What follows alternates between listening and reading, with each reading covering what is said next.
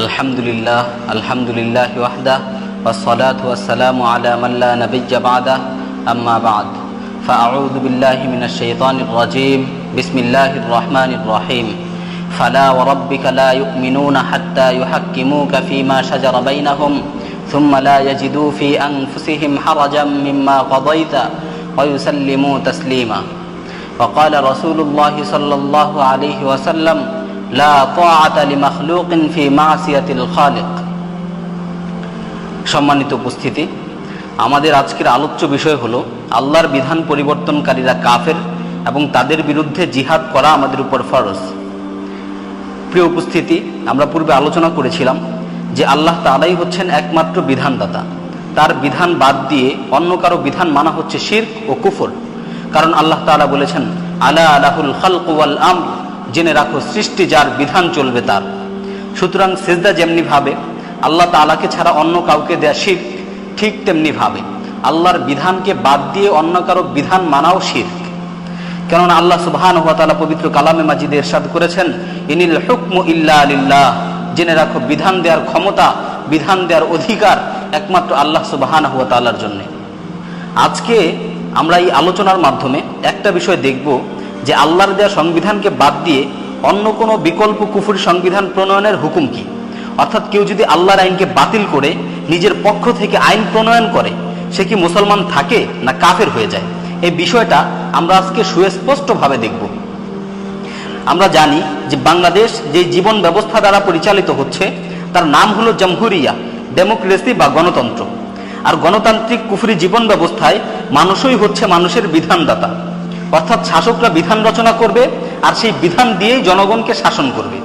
এজন্যই আমাদের দেশের শাসকরা একটি সংবিধান প্রণয়ন করেছে যা আল্লাহর সংবিধান অর্থাৎ কোরআনের সংবিধানের সাথে পুরোপুরিভাবে সাংঘর্ষিক। অর্থাৎ আল্লাহ তাআলা পবিত্র কোরআনে যেই জিনিসটাকে হারাম করেছেন তারা সেটাকে হালাল করেছে। অনুরূপভাবে আল্লাহ সুবহানাহু ওয়া তাআলা যেটাকে হালাল করেছেন তারা সেটাকে হারাম করেছে। এভাবেই আল্লাহর বিধানকে বাতিল করে তারা একটি কুফরি সংবিধান প্রণয়ন করেছে এবং বছরের পর বছর ধরে এই কুফরি সংবিধান মুসলমানদের উপর চাপিয়ে রেখেছে। আসুন আমরা তাদের রচিত সংবিধানের কুফরির কিছু নমুনা দেখে আসি। বাংলাদেশের সংবিধানের অনুচ্ছেদ 7-এর দ্বিতীয় ধারাতে বলা হয়েছে যে জনগণের অভিপ্রায়ের পরম অভিব্যক্তি রূপে এই সংবিধান প্রজাতন্ত্রের সর্বোচ্চ আইন এবং অন্য কোনো আইন যদি এই সংবিধানের সাথে অসামঞ্জস্য হয় তাহা হইলে সেই আইনের যতখানি অসামঞ্জস্যপূর্ণ ততখানি বাতিল হইবে। তো এখানে তারা স্পষ্টভাবেই বলছে যদি এই সংবিধানের সাথে অন্য কোনো সংবিধান অসামঞ্জস্যশীল হয় তাহলে সেই সংবিধানের যতটুকু অসামঞ্জস্যশীল অতটুকু বাতিল বলে গণ্য হবে। এজন্যই তারা এই কোরআনের সংবিধান তাদের মানব রচিত সংবিধানের সাথে না মিলার কারণে তারা কোরআনের সংবিধানের আইনকে বাতিল করেছে এবং কোরআনের আইনগুলোকে বাতিল করে তারা তাদের সংবিধানকেই প্রতিষ্ঠিত রেখেছে। তারা আল্লাহ সুবহানাহু ওয়া তাআলার অনেকগুলো বিধান বাতিল করেছে। আমরা সেখান থেকে অল্প কিছু নিয়ে আলোচনা করব ইনশাআল্লাহ। যেমন আল্লাহ সুবহানাহু ওয়া তাআলা পবিত্র কালামে মাজিদে মদকে হারাম বলে ঘোষণা করেছেন এবং মূর্তিকে হারাম করেছেন। তারা মদ, মূর্তি, লটারি, জুয়া এগুলোর বৈধতা দিয়েছে। আল্লাহ সুবহানাহু ওয়া তাআলা পবিত্র কালামে মাজিদে ইরশাদ করেন ইয়া আইয়ুহাল্লাযীনা আমানু ইন্নামাল খামরু ওয়াল মাইসিরু ওয়াল আনসাবু ওয়াল আজলামু রিজসুম মিন আমালিশ শাইতানি ফাজতানিবুহু লাআল্লাকুম তুফলিহুন। হে ঈমানদারগণ, নিশ্চয় মদ, জুয়া, মূর্তি, লটারি এগুলো হচ্ছে শয়তানের কাজ, তোমরা এগুলোকে বর্জন করো। তো আল্লাহ সুবহানাহু ওয়া তাআলা মদ, জুয়া, মূর্তি, লটারি এগুলোকে শয়তানের কাজ বলে আখ্যায়িত করেছেন এবং মুমিনদেরকে বলেছেন এগুলোকে বর্জন করতে। আর তারা এই মদের বৈধতা দিয়েছে। আমরা জানি লাইসেন্স থাকার শর্তে রাজধানীর বিভিন্ন স্থানে তারা মদের বার চালু করেছে যেখানে সচরাচর মদ পাওয়া যায়। অনুরূপভাবে তারা মূর্তি স্থাপন করেছে, রাস্তার মোড়ে মোড়ে মূর্তি স্থাপন করেছে, ভার্সিটি কলেজের সামনে ভাস্কর্যের নামে মূর্তি স্থাপন করেছে। এভাবে তারা মূর্তির বৈধতা দিয়েছে, তারা জুয়ার বৈধতা দিয়েছে। এইভাবে আল্লাহ সুবহানাহু ওয়া তাআলা মদ, জুয়া, মূর্তি এগুলোকে হারাম করেছেন। তারা আল্লাহর এই বিধানকে বাতিল করে তারা মদের বৈধতা দিয়েছে। আল্লাহ সুবহানাহু ওয়া তাআলা সুদকে হারাম করেছেন, অথচ তারা সুদের বৈধতা দিয়েছে। আল্লাহ তাআলা পবিত্র কালামে মাজিদে ইরশাদ করেন ওয়া আহাল্লাল্লাহুল বাইআ ওয়া হাররামার রিবা। আল্লাহ তাআলা ব্যবসাকে হালাল করেছেন আর সুদকে করেছেন হারাম। আল্লাহ তাআলা অন্য আরেক আয়াতে বলেন, ইয়া আইয়ুহাল্লাযীনা আমানুত্তাকুল্লাহ ওয়া যারু মা বাকিয়া মিনার রিবা ইন কুনতুম মুমিনিন ফাইন লাম তাফআলু ফাআযানু বিহারবিন মিনাল্লাহি ওয়া রাসূলিহি। হে ঈমানদারগণ, তোমরা আল্লাহ তাআলাকে ভয় করো এবং পাওনা যত সুদ রয়েছে এগুলো ছেড়ে দাও।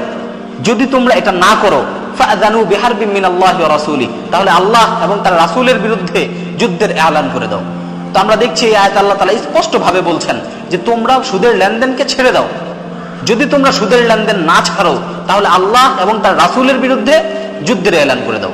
তো আমরা আজকে দেখতে পাচ্ছি যে আমাদের এই তাগুত এবং মুরতাদ্দিনরা আল্লাহ এবং তার রাসূলের বিরুদ্ধে সুদের বৈধতার মাধ্যমে যুদ্ধের এলান করে দিয়েছে। বাংলাদেশের প্রত্যেকটা ব্যাংক, সোনালী ব্যাংক, রূপালী ব্যাংক, ব্র্যাক ব্যাংক, এই ধরনের প্রত্যেকটা ব্যাংকে আজকে সুদের লেনদেন চলছে, আর এটাকে রাষ্ট্রীয়ভাবে অনুমোদন দেওয়া হয়েছে। তারা বলছে যে অর্থনীতি নাকি সুদ ছাড়া চলতেই পারে না। তো তারা এইভাবে সুদের বৈধতা দিয়েছে, অথচ আল্লাহ সুবহানাহু ওয়া তাআলা এই সুদকে হারাম করেছিলেন।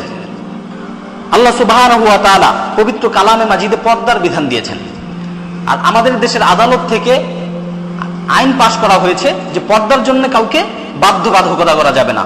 আল্লাহ তাআলা পবিত্র কালামে মাজিদে বলছেন, ওয়াকারনা ফি বুয়ুতিকুন্না ওয়ালা তাবাররুজনা তাবাররুজাল জাহিলিয়্যাতিল উলা, তোমরা তোমাদের ঘরে অবস্থান করো। অর্থাৎ আল্লাহ তাআলা মহিলাদের কর্মস্থল নির্ধারণ করেছেন তাদের ঘর।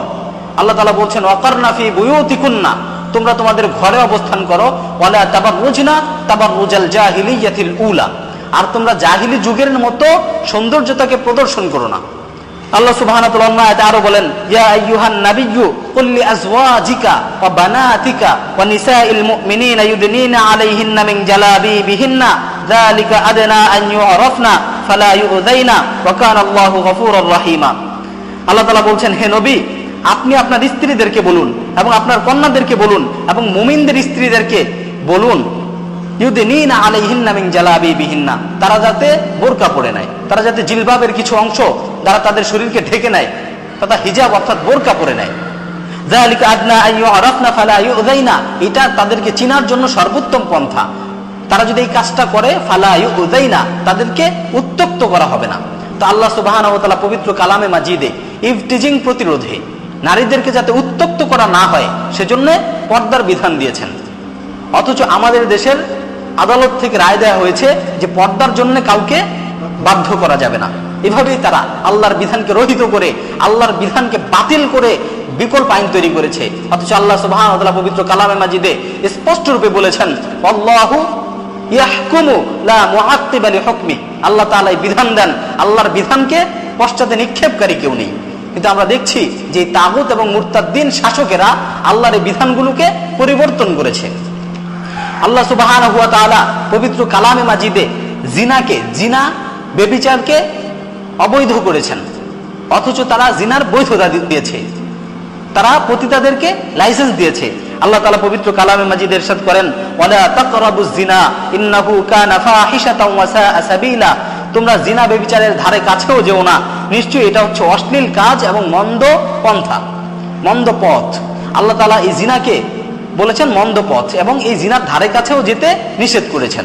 আল্লাহ তাআলা অন্য আয়াতে বলেন, জিনার শাস্তির কথা উল্লেখ করে আল্লাহ তাআলা বলছেন, আয-যানিয়াতু ওয়াজ-যানি ফাজলিদু কুল্লা ওয়াহিদিম মিনহুমা মিয়াতা জালদা, ব্যভিচারিণী ও ব্যভিচারী তাদের প্রত্যেককে 100টি করে দৌড়া মারো।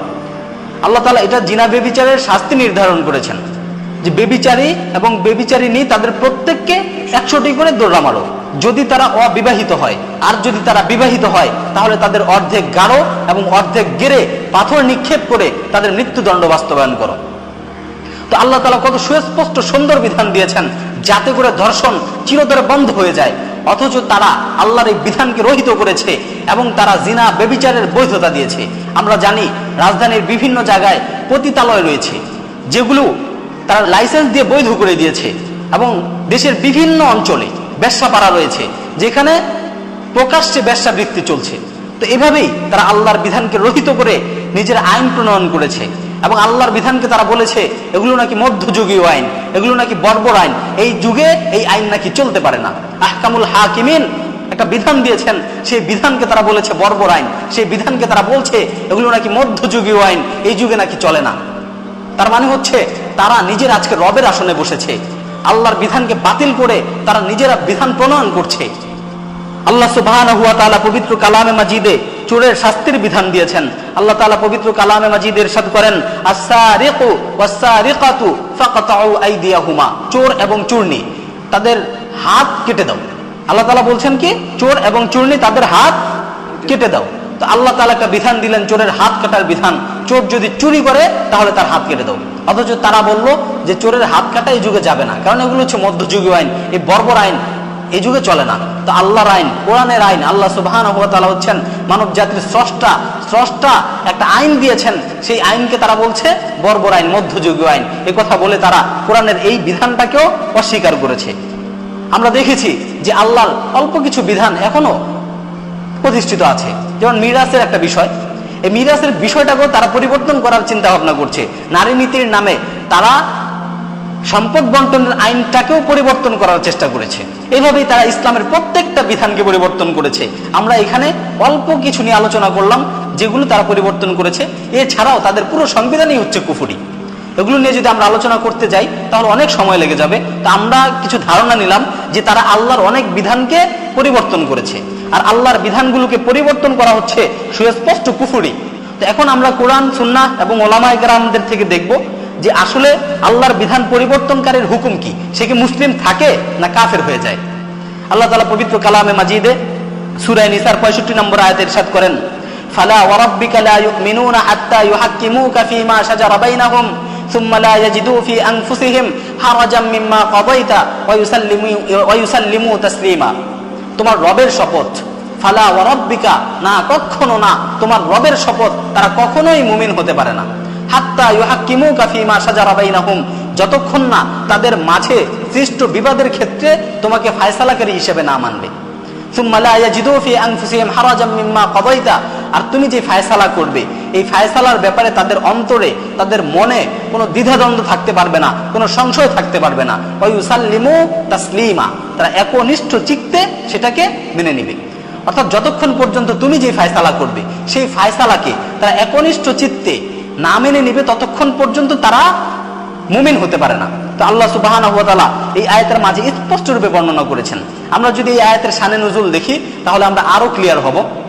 এই আয়াতটা অবতীর্ণ হয়েছিল একবার আল্লাহর রাসূল সাল্লাল্লাহু আলাইহি ওয়াসাল্লামের কাছে এক নামধারী মুসলিম বা ইহুদি একটি মামলার ফয়সালার জন্য আসলো। তো আল্লাহর রাসূল সাল্লাল্লাহু আলাইহি ওয়াসাল্লাম তখন দেখলেন যে এখানে ইহুদি হচ্ছে ন্যায়সঙ্গত, এজন্য আল্লাহর রাসূল সাল্লাল্লাহু আলাইহি ওয়াসাল্লাম ইহুদির পক্ষে রায় দিলেন। তো সেই নামধারী মুসলিম, তার কাছে আল্লাহর রাসূলের এই ফয়সালাটা মনোপুত হলো না এবং সে রাসূলের সেই ফয়সালার মাধ্যমে সন্তুষ্ট হতে পারলো না।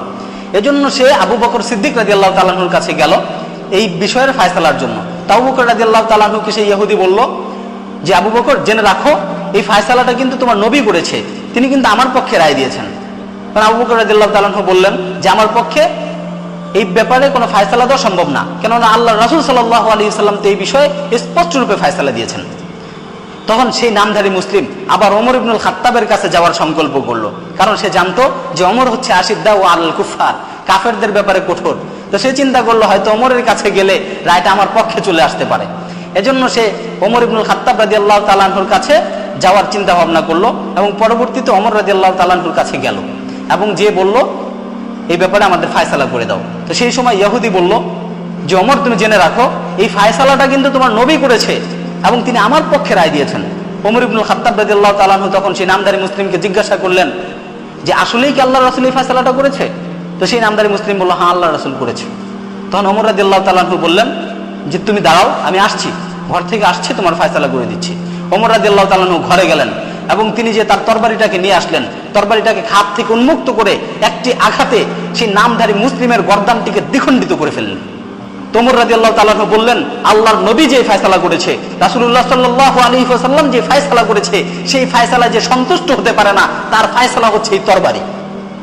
সুতরাং যে আল্লাহর রাসূলের ফয়সালাকে না মানবে তার ফয়সালাই হচ্ছে এই তরবারি। ওমর রাদিয়াল্লাহু তাআলা আনহু সাথে সাথে যখন তাকে এক আঘাতে দ্বিখণ্ডিত করে ফেললেন, তখন মদিনার মধ্যে ছড়িয়ে গেল যে ওমর একজন মুসলিমকে হত্যা করেছে। সকলে পেরেশান, সাহাবায়ে কেরাম চিন্তিত হয়ে গেলেন যে ওমরের মতো একজন লোক কিভাবে একজন মুসলিমকে হত্যা করতে পারে। তো তো সেই নামধারী মুসলিমের পরিবার আল্লাহ রাসূলের কাছে যে অভিযোগ করলো যে ওমর তো মুসলিমকে হত্যা করেছে, আল্লাহ রাসূল সাল্লাল্লাহু আলাইহি ওয়াসাল্লাম তখন বলে উঠলেন, মা কুনতু আযুন্নু আন্না ওমর ইয়াজতারি আলা কাতলি রাজুলিন মুমিন, আমার ধারণাও হচ্ছে না যে ওমর একজন মুসলিমকে হত্যা করতে পারে। তা আল্লাহ রাসূল সাল্লাল্লাহু আলাইহি ওয়াসাল্লাম পেরেশান হয়ে গেছেন, আল্লাহ রাসূল চিন্তিত। তখন আল্লাহ সুবহানাহু ওয়া তাআলা সুস্পষ্টভাবে এই বিধান নাজিল করলেন, ফালা ওয়া রাব্বিকা লা ইউমিনুনা হাত্তা ইউহাক্কিমুকা ফীমা শাজারা বাইনাহুম সুম্মা লা ইয়াজিদু ফী আনফুসিহিম হারাজাম মিম্মা কাযাইতা ওয়া ইউসাল্লিমু তাসলিমা। হে নবী, তুমি জেনে রাখো তোমার রবের শপথ, লা ইউমিনুনা, তারা কখনোই মুমিন হতে পারে না যতক্ষণ না তাদের মাঝে সৃষ্ট বিবাদের ক্ষেত্রে তোমাকে ফায়সালাকারী হিসেবে না মানবে, এবং তুমি যেই ফায়সালা করবে সেই ফায়সালার ব্যাপারে তাদের অন্তরে কোনো ধরনের দ্বিধাদ্বন্দ্ব থাকতে পারবে না, কোনো ধরনের সংশয় থাকতে পারবে না। একনিষ্ঠ চিত্তে তোমার ফায়সালাকে যতক্ষণ না মানবে ততক্ষণ পর্যন্ত তারা মুমিন হতে পারে না। তো আল্লাহ রাসূল সাল্লাল্লাহু আলাইহি ওয়াসাল্লামের কাছে যখন এই আয়াত নাজিল হলো, তখন আল্লাহর রাসূল সুস্পষ্ট হলেন যে আসলে ওই লোক মুসলিম ছিল না, সে একজন কাফের ছিল। কারণ যে রাসূলের বিধান মানতে পারে নাই, যে আল্লাহ রাসূলের বিধানে সন্তুষ্ট হয় নাই, সে একটা কাফের, সে কখনো মুসলিম হতে পারে না। তো এই ঘটনা থেকে আমরা একটা বিষয় সুস্পষ্ট হচ্ছি যে আল্লাহর রাসূলের বিধান যদি কেউ না মানে, আল্লাহ রাসূল যে ফায়সালা করেছেন সেই ফায়সালায় যদি কেউ সন্তুষ্ট না হয়, তাহলে সে একজন কাফের, সে কখনোই মুমিন হতে পারে না। তো এই আয়াতের ব্যাখ্যায় আমাদের মাযহাবের প্রখ্যাত ইমাম আল্লামা জাসসাস রাহমাতুল্লাহি আলাইহি বলেন, ওয়াফি হাযিহিল আয়াতি দালালাতুন আলা আন্না মান রাদ্দা শাইআন মিন আওয়ামিরিল্লাহি তাআলা আও আওয়ামিরির রাসূল সাল্লাল্লাহু আলাইহি ওয়াসাল্লাম ফাহুয়া খারিজুম মিনাল ইসলামি সাওয়াআন রাদ্দাত মিন জিহাতি শাক্কি ফীহি আও মিন জিহাতি তারকিল কবুল। আহকামুল কুরআন আল জাসসাসের মধ্যে আমাদের মাযহাবের প্রখ্যাত ইমাম আল্লামা জাসসাস রাহমাতুল্লাহি আলাইহি বলেন, এই আয়াত প্রমাণ করে যে ব্যক্তি আল্লাহর আদেশসমূহ থেকে অথবা রাসূলুল্লাহ সাল্লাল্লাহু আলাইহি ওয়াসাল্লামের আদেশসমূহ থেকে একটি বিষয়কে প্রত্যাখ্যান করবে, সে ইসলাম থেকে বের হয়ে যাবে, চাই সে সন্দেহবশত প্রত্যাখ্যান করুক অথবা গ্রহণ করতে অস্বীকৃতি জানাক। সে যেভাবেই প্রত্যাখ্যান করুক, সে সাথে সাথে ইসলাম থেকে খারেজ হয়ে যাবে। ফাহুয়া খারিজুম মিনাল ইসলাম, সে ইসলাম থেকে বের হয়ে যাবে, খারেজ হয়ে যাবে। তার মানে হচ্ছে আল্লামা জাসসাস রাহমাতুল্লাহ স্পষ্ট রূপে বলছেন, কেউ যদি আল্লাহ বা তার রাসূলের একটি নির্দেশকে অমান্য করে, একটি নির্দেশকে মানতে অস্বীকৃতি জানায়, তাহলে সে কি হয়ে যাবে? ইসলাম থেকে খারেজ হয়ে যাবে। চাই সে এটা তার মনের মধ্যে নিয়ত আছে যে আল্লাহ রাসূলের বিধান ঠিক আছে, কিন্তু আমি এটা মানবো না, সে যদি এইভাবেও বলে, তাহলে সে ইসলাম থেকে কি হয়ে যাবে? খারেজ হয়ে যাবে। এর মধ্যে কোনো সন্দেহ নাই। এই কথাই বলেছেন আহকামুল কোরআনের মধ্যে আল্লামা জাসসাস রাহমাতুল্লাহি আলাইহি, যিনি আমাদের মাযহাবের একজন প্রখ্যাত ইমাম। অনুরূপভাবে আল্লামা ইবনে কাসির রাহমাতুল্লাহি আলাইহি এই আয়াতের ব্যাখ্যায় একই তাফসীর করেছেন। তাফসীরে মাআরিফুল কোরআনের মাঝে মুফতি শফি রাহমাতুল্লাহি আলাইহি এই আয়াতের তাফসীরে উল্লেখিত ঘটনা উল্লেখ করে বলেন, সে ব্যক্তি আদৌ মুসলমান নয় যে নিজের যাবতীয় বিবাদ ও মুকদ্দমায় রাসূল সাল্লাল্লাহু আলাইহি ওয়াসাল্লামের মীমাংসায় সন্তুষ্ট হতে পারে না। সে ব্যক্তি আদৌ মুসলমান নয় যে নিজের যাবতীয় বিবাদ ও মুকদ্দমায় রাসূল সাল্লাল্লাহু আলাইহি ওয়াসাল্লামের মীমাংসায় সন্তুষ্ট হতে পারে না। সেই কারণেই হযরতে ফারুক আযম রাদিয়াল্লাহু তাআলা আনহু সেই লোকটিকে হত্যা করে ফেলেছিলেন। তার মানে হচ্ছে মুফতি শফি রাহমাতুল্লাহ আলাইহি কি বলছেন? সে আদৌ মুমিন হতে পারে না, সে আদৌ মুসলমান হতে পারে না যে আল্লাহর রাসূলের বিধানে সন্তুষ্ট না হয়। তার মানে হচ্ছে আল্লাহর রাসূল একটা ফায়সালা করেছেন, আল্লাহ তাআলা একটা বিধান দিয়েছেন, এই বিধানে যদি কেউ সন্তুষ্ট না হয়, যদি বলে বর্বর আইন, যদি বলে মধ্যযুগীয় আইন, তাহলে সে কখনোই মুমিন হতে পারে না। এই ব্যাখ্যাই তো করেছেন আল্লামা শফি রাহমাতুল্লাহি আলাইহি মারিফুল কোরআনের মাঝে। অনুরূপভাবে মুওয়াত্তা মালিকের প্রসিদ্ধ সরা আর তামহিদের মধ্যে আল্লামা ইবনে আব্দুল বার রাহিমাহুল্লাহ তিনি বলেন, ফাইন্না মান রাদ্দা আও ইমতানাআ আন কবুলি হুকমিল্লাহি তাআলা ফাহুয়া কাফিরুন বিল ইজমা'i ওয়া ইন কানা মুকিররান বিহাদাল হুকমি ইয়াকুলু ইসহাক ইবনে রাহাওয়িয়া ফাকাদ আজমা'a আল উলামা'u আলা আন্না মা আলা মান দাফা'a শাইআন আনজালাহু আল্লাহু ওয়া হুয়া মা যালিকা মুকিররুন বিমা আনজালাল্লাহ আন্নাহু কাফিরুন। যে ব্যক্তি আল্লাহর বিধান মেনে নেওয়া থেকে বিরত থাকে ও তা প্রত্যাখ্যান করে, সে সর্বসম্মতিক্রমে কাফের হয়ে যায়, যদিও সে এই বিধানকে স্বীকার করে। ইসহাক ইবনে রাহবিয়া বলেন, সকল আলেমগণ এই ব্যাপারে একমত পোষণ করেছেন, যে ব্যক্তি আল্লাহর কোনো একটি বিধানকে প্রত্যাখ্যান করে সে নিশ্চিতভাবে কাফের হয়ে যায়, যদিও সে সেটাকে আল্লাহর অবতীর্ণ বিধান বলে স্বীকার করে। লক্ষ্য করুন, ইসহাক ইবনে রাহবিয়া তিনি বলছেন যে ব্যক্তি আল্লাহর কোন একটি বিধানকে প্রত্যাখ্যান করে সে নিশ্চিতভাবে কাফের হয়ে যায়, যদিও সে সেটাকে আল্লাহর অবতীর্ণ বিধান বলে স্বীকার করে। আত-তামহিদের মধ্যে আল্লামা ইবনে আব্দুল বার তিনি এই কথাটি উল্লেখ করেছেন। আল্লামা ইবনে হাজাম রহমতুল্লাহি আলাইহি তিনি তার আল ইহকাম ফি উসুলিল আহকাম নামক কিতাবে বলেন, লা খিলাফা বাইনা ইসনাইনি মিনাল মুসলিমিন আন্না হাযা মানসুখুন ওয়া আন্না মান হাকামা বিহুকমিল ইনজিলি মিম্মা লাম ইয়াতি বিন নাসি আলাইহি ওয়াহয়ুন ফি শরিআতিল ইসলামি ফাইন্নাহু কাফিরুন মুশরিকুন খারিজুন আনিল ইসলাম। মুসলিমদের মাঝে কোনো দ্বিমত নেই যে এটা তথা ভিন্ন শরীয়ত সমূহ রহিত হয়ে গেছে, এবং এই ব্যাপারেও দ্বিমত নেই যে যে ব্যক্তি ইনজিলের এমন বিধান দ্বারা বিচার ফায়সালা করে যার ব্যাপারে ইসলামী শরীয়তে কোনো ওহী আসেনি, সে কাফের, মুশরিক, ইসলাম থেকে খারেজ। লক্ষ্য করুন এখানে ইবনে হাজাম রহমতুল্লাহি আলাইহি কি বলছেন, ইনজিলের কোনো বিধান দ্বারা যদি বর্তমানে কেউ বিচার করে তাহলে সে ইসলাম থেকে বের হয়ে যাবে, কাফের হয়ে যাবে, মুশরিক হয়ে যাবে এবং দিন থেকে বের হয়ে যাবে। তার মানে হচ্ছে ইনজিল এটা হচ্ছে আসমানি একটা কিতাব যেটা রহিত হয়ে গেছে। তো এই যুগে যদি কেউ, কারণ এই যুগে আমাদের সংবিধান হচ্ছে কি আল কোরআন, সুতরাং এই যুগে যদি কেউ ইনজিলের কোনো বিধান দ্বারা বিচার ফায়সালা করে তাহলে সে ইসলাম থেকে খারেজ হয়ে যাবে, সে কাফের হয়ে যাবে, মুশরিক হয়ে যাবে। সুতরাং যারা ইনজিল না, যারা নিজেদের পক্ষ থেকে ইত্তেবাউল হাওয়া করে নফসের খাহেসাতের অনুসরণ করে নিজেরা মদের বৈধতা দিয়েছে, জিনার বৈধতা দিয়েছে, সুদের বৈধতা দিয়েছে, এই লোকগুলো কিভাবে মুসলিম থাকে? ইবনে হাজাম রাহমাতুল্লাহ আলাইহির কথা দ্বারা স্পষ্ট বোঝা যাচ্ছে এই লোকগুলো মুশরিক, কাফের এবং এরা ইসলাম থেকে খারেজ হয়ে গেছে। তিনি আরো বলেন, ফামান আহাল্লা মা হাররামাল্লাহু তাআলা ওয়া হুয়া আলিমুন বিআন্নাল্লাহ তাআলা হাররামাহু ফাহুয়া কাফিরুন বিযালিকাল ফি'লি। যে ব্যক্তি আল্লাহ কর্তৃক হারামকৃত কোনো বস্তুকে হালাল করে আর সে জানে যে আল্লাহ তাআলা তা হারাম করেছে, সে শুধু এই কাজের কারণেই কাফের হয়ে যায়। এখানে একদম স্পষ্ট বলছেন, যে ব্যক্তি আল্লাহ তাআলার কোনো হারামকৃত কোনো বস্তুকে হালাল করে অথচ সে জানে যে এটাকে আল্লাহ তাআলা হারাম করেছেন, সে শুধুমাত্র এই কাজটির কারণেই কি হয়ে যায়? কাফের হয়ে যায়। তো এই কথা ইবনে হাজাম রাহমাতুল্লাহি আলাইহি বলেছেন। তো উনি একদম স্পষ্ট রূপে বলছেন আল্লাহর বিধান পরিবর্তন করলে কি হয়ে যাবে? কাফের হয়ে যাবে। অনুরূপভাবে হাম্বলি মাযহাবের প্রখ্যাত ফকিহ আল্লামা ইবনে তাইমিয়া রাহমাতুল্লাহি আলাইহি বলেন, ওমা আলুমুন আন্না মান আসকাতাল আমরা ওয়ান নাহইয়া আল্লাযী বাআসাল্লাহু বিহি রাসূলাহু ফাহুয়া কাফিরুন বিইত্তিফাকিল মুসলিমিন। এটা স্পষ্ট বিষয় যে যে ব্যক্তি ওই আদেশ নিষেধ সমূহ বাদ দেয় যা দিয়ে আল্লাহ তাআলা তার রাসূলদের প্রেরণ করেছেন, সে সকল মুসলিমদের ঐক্যমতে কাফের হয়ে যায়। অর্থাৎ কেউ যদি আল্লাহর আইন, আল্লাহর আদেশ, আল্লাহর নিষেধকে বাদ দেয়, রহিত করে, তাহলে সে সকল মুসলিমদের ঐক্যমতে বিইত্তিফাকিল মুসলিমিন, সকল মুসলিম এই ব্যাপারে ঐক্যমত যে সে এই কাজের কারণে কাফের হয়ে যায়। তো এতক্ষণ পর্যন্ত আমরা দেখলাম যে সালফে সালিহিনরা এই ব্যাপারে কি বলেছেন। তারা সবাই এই কথাই বলেছেন, তো আল্লাহর বিধান পরিবর্তন করলে সে কাফের হয়ে যায়। এবার আমরা দেখব যে এই যুগের, এই শতাব্দীর ওলামায়ে কেরাম এই ব্যাপারে কি বলেছেন। এই শতাব্দীর ওলামায়ে কেরাম এই ব্যাপারে কি বলেছেন, এই বিষয়টা এবার আমরা দেখব। তাফসির আদওয়াউল বয়ান, যে তাফসিরুল কোরআন বিল কোরআনের ক্ষেত্রে সর্বশ্রেষ্ঠ তাফসির, এই গ্রন্থের লেখক প্রখ্যাত মুফাসসির ইমাম শানকিতি রাহমাতুল্লাহি আলাইহি তার তাফসিরের মধ্যে এই সকল মুরতাদ শাসকদের হুকুম বর্ণনা করেছেন। তিনি সূরা বনী ইসরাঈলের 9 নং আয়াত, ইন্না হাযাল কুরআনা ইয়াহদি লিল্লাতী হিয়া আকওয়াম, নিশ্চয়ই এই কুরআন হেদায়েত করে, পথ প্রদর্শন করে সেই পথের দিকে যা সুদৃঢ়।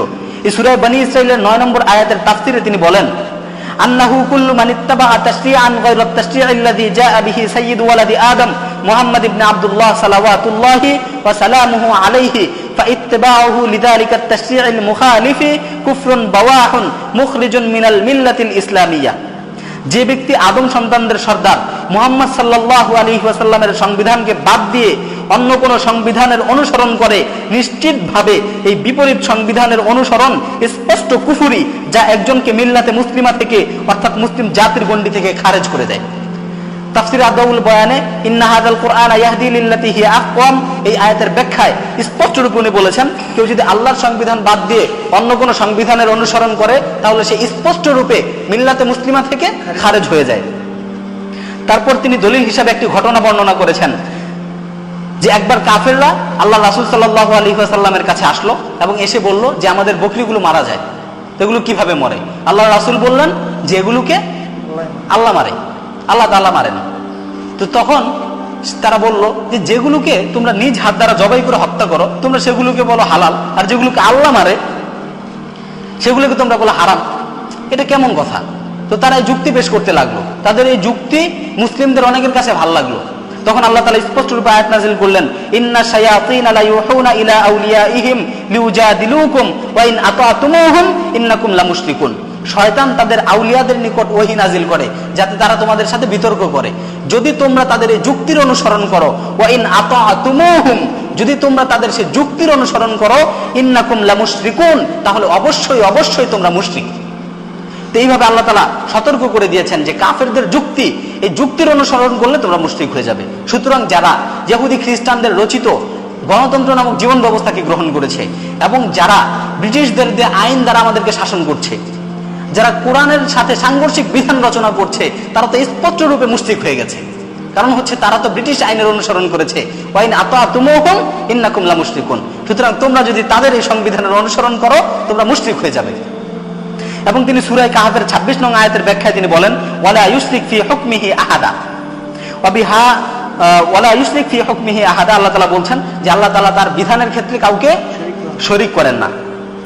এই আয়াতের ব্যাখ্যা তিনি বলেন, ওয়া বিহাদিহিন নুসুসিস সামাউইয়াতি আল্লাতী যাকারনা বিযুহুরি গায়াতাদ যুহুরি আন্নাল্লাযীনা ইয়াত্তাবিউনাল কাওয়ানিনাল ওয়াদঈয়্যা আল্লাতী শারআহা আশ-শাইতানু আলা আলসিনাতি আউলিয়াইহি মুখালিফাতান লিমা শারআহু আল্লাহু জাল্লা ওয়া আলা আলসিনাতি রুসুলিহি ইন্নাহু লা ইয়াশুক্কু ফি কুফরিহিম ওয়া শিরকিহিম ইল্লা মান তামাসাল্লাহু বাসীরাতাহু।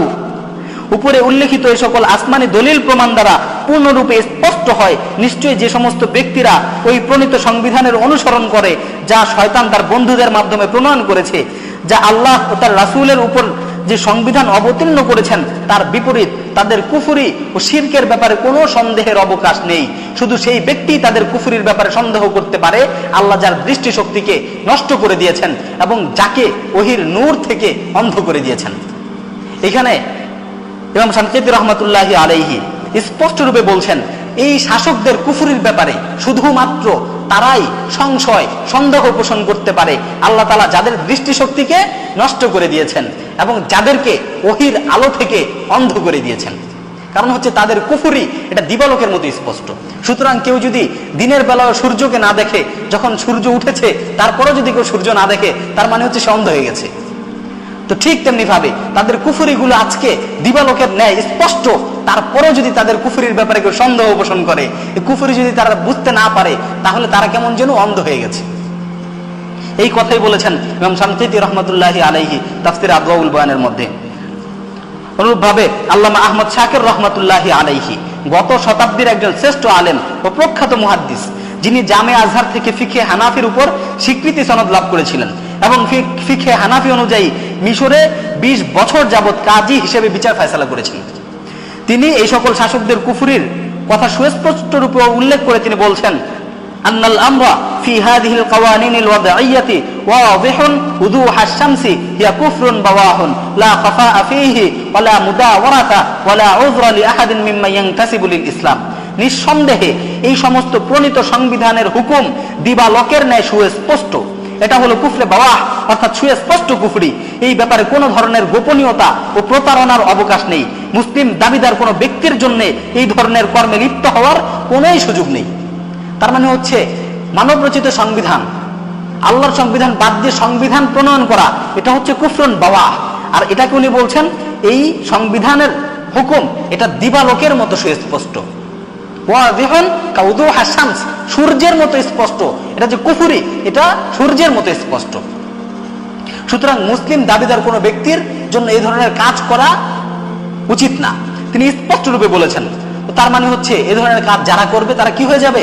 কাফের হয়ে যাবে, মুশরিক হয়ে যাবে, দিন থেকে খারেজ হয়ে যাবে। এই কথাই বলছেন আল্লামা আহমদ শাকির রাহমাতুল্লাহি আলাইহি। এবার আমরা দেখব যে আমাদের আকাবের ওলামাগণ এই ব্যাপারে কি বলেছেন। আমাদের ভারতবর্ষের আকাবের ওলামা যারা আছেন তারা এই ব্যাপারে কি বলেছেন। কাশফুল বারির মাঝে মাওলানা সলিমুল্লাহ খান লিখেছেন, আল্লাহ के अहकामात की मुताबिक आइन साजी जरूरी है। अल्लाह की अहकामात के मुताबिक आइन साजी जरूरी है और जो हाकिम काजी या अमीर वक्त अल्लाह की नाजिल करदा शरीयत से हट कर फैसला अनाद और सिरकशी की वजह से करेगा, ऐसा शख्स आगरूए कुरान दर्जा बदरजा काफिर জালেম আর ফাসিক হোগা। তিনি বলছেন যে আল্লাহর বিধান অনুযায়ী ফয়সালা করা অত্যাবশ্যকীয়। যদি কোনো হাকিম অথবা কাজী অথবা কোনো শাসক আল্লাহর দেয়া বিধান ছাড়া বিচার করে অর্থাৎ আল্লাহর দেয়া বিধান ব্যতীত অন্য কোনো বিধান দ্বারা বিচার করে, ऐसा शख्स आज रुए कुरान दर्जा बदर्जा काफिर जालिम और फासिक होगा। এই ধরনের ব্যক্তিরা কোরআনের ভাষ্য অনুযায়ী স্তর ভিত্তিক কাফের, ফাসিক, জালেমে রূপান্তরিত হবে। তো এখানে উনি স্পষ্ট রূপে উল্লেখ করেছেন, যদি কেউ আল্লাহর বিধানকে বাদ দিয়ে অন্য কোনো বিধান দ্বারা ফয়সালা করে, তাহলে কোরআনের ভাষ্য অনুযায়ী তারা কাফের, জালেম এবং ফাসিকে রূপান্তরিত হবে। কারণ আল্লাহ তাআলা পবিত্র কালামে মাজিদে বলেছেন, ওয়ামাল্লাম ইয়াহকুম বিমা আনজালাল্লাহ ফাউলাইকা হুমুল কাফিরুন। কেউ যদি আল্লাহর দেয়া বিধান দিয়ে বিচার না করে সে কাফের। আল্লাহ তাআলা অন্য আয়াতে বলছেন, ওয়ামাল্লাম ইয়াহকুম বিমা আনজালাল্লাহ ফাউলাইকা হুমুল ফাসিকুন। কেউ যদি আল্লাহর দেয়া বিধান দিয়ে বিচার না করে তাহলে সে ফাসিক। ওয়ামাল্লাম ইয়াহকুম বিমা আনজালাল্লাহ ফাউলাইকা হুমুজ জালিমুন। কেউ যদি আল্লাহর দেয়া বিধান দিয়ে বিচার না করে তাহলে সে হচ্ছে জালিম। তো আল্লাহ তাআলা এইভাবে তিনটা স্তর বর্ণনা করেছেন। এজন্যই আল্লামা সলিমুল্লাহ খান কাশফুল বাড়ির মধ্যে উনি বলেছেন যে তারা দরজা বদরজা কাফের और জালেম और ফাসিক होगा। তো তারা কোরআনের ভাষ্য অনুযায়ী স্তর ব্যক্তি কাফের, জালেম, ফাসিকে রূপান্তরিত হবে। হযরত ইবনে আব্বাস রাদিয়াল্লাহু তাআলা আনহু বলেন, যে ব্যক্তি শিরককে পছন্দ করে, যে ব্যক্তি শিরককে পছন্দ করে সেও মুশরিক। অর্থাৎ কেউ যদি আল্লাহর দেয়া সংবিধানকে পছন্দ না করে, মানে আল্লাহর দেয়া সংবিধানকে বর্বর আইন বলে, তাহলে এবং সে কাফেরদের সংবিধানকে পছন্দ করে, তাহলে সে কি স্পষ্ট রূপে মুশরিক। এমনি ভাবে আকায়েদ ইসলাম নামক কিতাবে মাওলানা ইউসুফ কান্দুলবি रहमतुल्लाहि अलैहि বলেন, जो कोई फर्द या जमात कानून शरीयत की इत्तिबा को लाजिम ना समझे, जो कोई फर्द या जमात कानून शरीयत की इत्तिबा को लाजिम ना समझे, उसकी कुफर में क्या शुबा है। যদি কোনো ব্যক্তি ইসলামী বিধান দ্বারা বিচার ফয়সালা করা, ইসলামী বিধানের ইত্তেবা করাকে অপরিহার্য মনে না করে, তাহলে তার কুফরির মধ্যে কি সন্দেহ রয়েছে। যদি কেউ ইসলামী বিধানের অনুসরণ করাকে লাজেম না মনে করে, জরুরি না মনে করে, তাহলে তার কুফরির মধ্যে কি সন্দেহ রয়েছে। এভাবেই বলেছেন ইউসুফ কান্দুলভি রহমতুল্লাহি আলাইহি আকায়েদ ইসলাম নামক কিতাবের মধ্যে। অনুরূপভাবে শরহে আকায়েদের মাঝে আমাদের একটা আকীদার কিতাব যেটা কওমি মাদ্রাসায় পড়ানো হয়, শরহে আকায়েদ। তো এই শরহে আকায়েদের মধ্যে রয়েছে শরিয়াত কা ওয়াদে আহকাম को रद्द करना कुफर है, शरीयत का मजाक उड़ाना भी कुफर है। শরীয়তের সুস্পষ্ট বিধানকে রহিত করা, বাতিল করা সুস্পষ্ট কুফরি, এবং শরীয়তের বিধানগুলোকে নিয়ে উপহাস করা, ঠাট্টা করা, এটাও কুফরি। তো শরহে আকায়েদের মধ্যে এই বিষয়টা ক্লিয়ার ভাবে বলা হচ্ছে যে আল্লাহর বিধান পরিবর্তন করা কি কুফরি, এবং আল্লাহর বিধানকে নিয়ে উপহাস করা, ঠাট্টা বিদ্রুপ করা, এটাও কুফর। সুতরাং আমরা বুঝতে পারলাম যে আমাদের এই শাসকরা আজকে আল্লাহর বিধানকে নিয়ে উপহাস করেছে, আল্লাহর বিধানকে পরিবর্তন করেছে। আমরা এখানে দেখলাম সকল উলামায়ে কেরাম এই ব্যাপারে একমত পোষণ করেছেন যে এই ধরনের কাজ যদি কেউ করে তাহলে সে কাফের হয়ে যায়, কাফের হয়ে যায়, মুশরিক হয়ে যায়, ইসলামের গণ্ডি থেকে বের হয়ে যায়। তো সুতরাং আমরা আমাদের আজকের এই আলোচনা দ্বারা বুঝতে পারলাম, এতক্ষণ পর্যন্ত আমরা যতটুকু আলোচনা শুনলাম এবং আলোচনা করলাম, এর মাধ্যমে আমরা বুঝতে পারলাম যে আমাদের শাসকেরা আল্লাহর বিধান পরিবর্তন করার কারণে তারা কাফের, মুরতাদ এবং ইসলাম থেকে বের হয়ে গেছে। তারা কাফের, মুশরিক, মুরতাদ এবং ইসলাম থেকে বের হয়ে গেছে। এই বিষয়টা আমরা ক্লিয়ার বুঝলাম। তো এখন এই কাফেরদের বিরুদ্ধে আমাদের করণীয় কি? তারা তো কাফের হয়ে গেছে, আমাদের শাসক আজকে মুরতাদ হয়ে গেছে, আমাদের শাসকরা আজকে আল্লাহর বিধান পরিবর্তন করে মুশরিক হয়ে গেছে। এখন তাদের ব্যাপারে আমাদের করণীয় কি, এই বিষয়টা আমরা দেখব। আমরা প্রথমে হাদিস থেকে দেখি যে আল্লাহ রাসূল সাল্লাল্লাহু আলাইহি ওয়াসাল্লাম তাদের বিরুদ্ধে আমাদের কি করণীয় বলেছেন।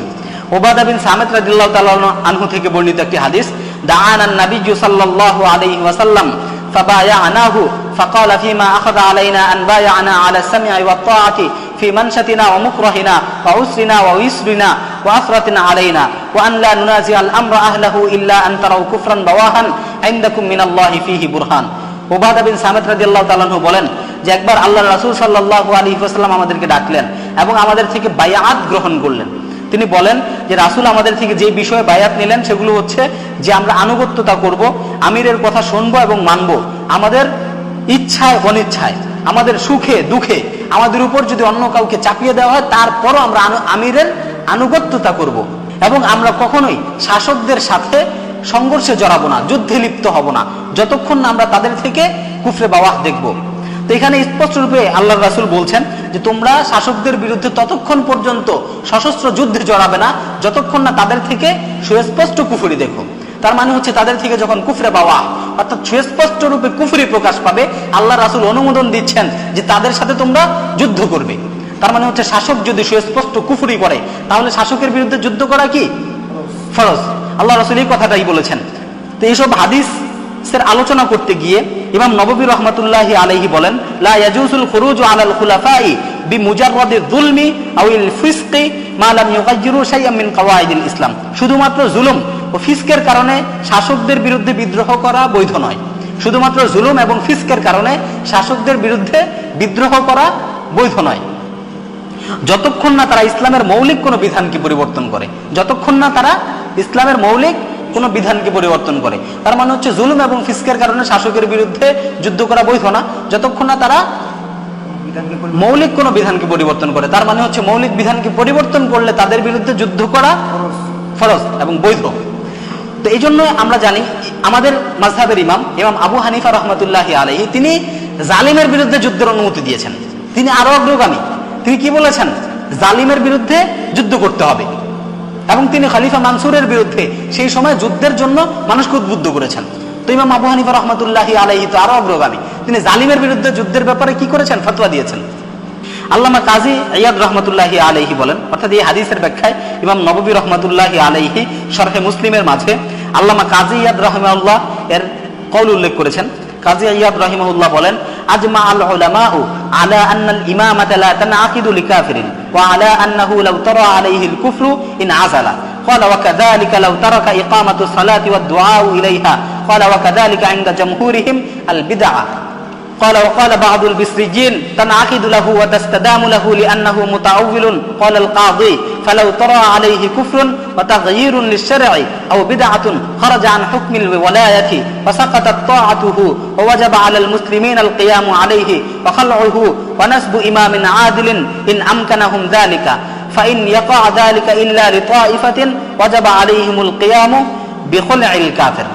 কাজী ইয়াদ রাহমাতুল্লাহ আলাইহি বলছেন, সকল ওলামাগণ এই ব্যাপারে একমত পোষণ করেছেন যে কোনো কাফের খিলাফতের দায়িত্বযোগ্য নয়, কোনো কাফের খিলাফতের দায়িত্বযোগ্য নয়, এবং কোনো খলিফার মাঝে যদি কুফরি প্রকাশ পায় তাহলে সে অপসারিত হবে।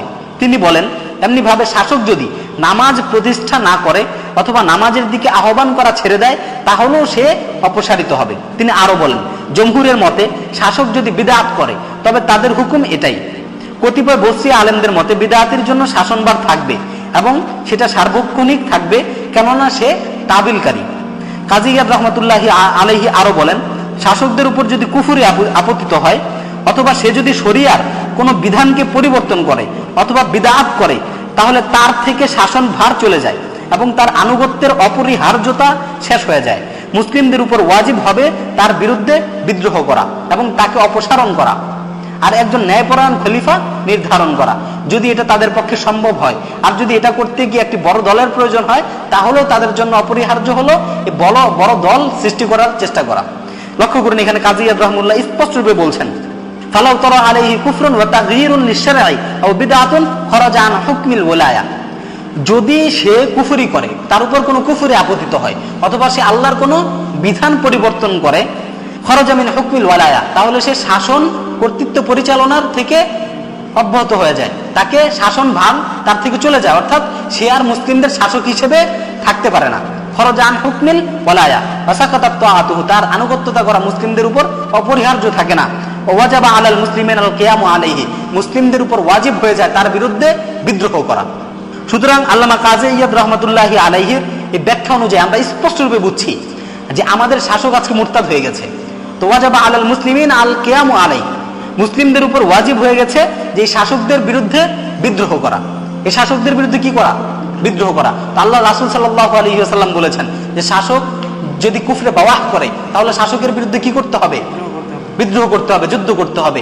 অনুরূপভাবে ইমাম নববী রাহমাতুল্লাহি আলাইহি বলেছেন, তাগয়িরুশ শারঈ, অর্থাৎ শরিয়া যদি পরিবর্তন করে, আল্লাহর বিধানকে যদি পরিবর্তন করে তাহলে তাদের বিরুদ্ধে যুদ্ধ করা মুসলিমদের উপর ওয়াজিব হয়ে যায়। এই একই কথা বলেছেন আল্লামা কাজী ইয়াদ রাহিমাহুল্লাহ শরহে মুসলিমের মধ্যে। সুতরাং আমরা উল্লেখিত আলোচনা দ্বারা স্পষ্টরূপে বুঝলাম যে এই শাসকদের বিরুদ্ধে যুদ্ধ করা আমাদের উপর কি হয়ে গেছে?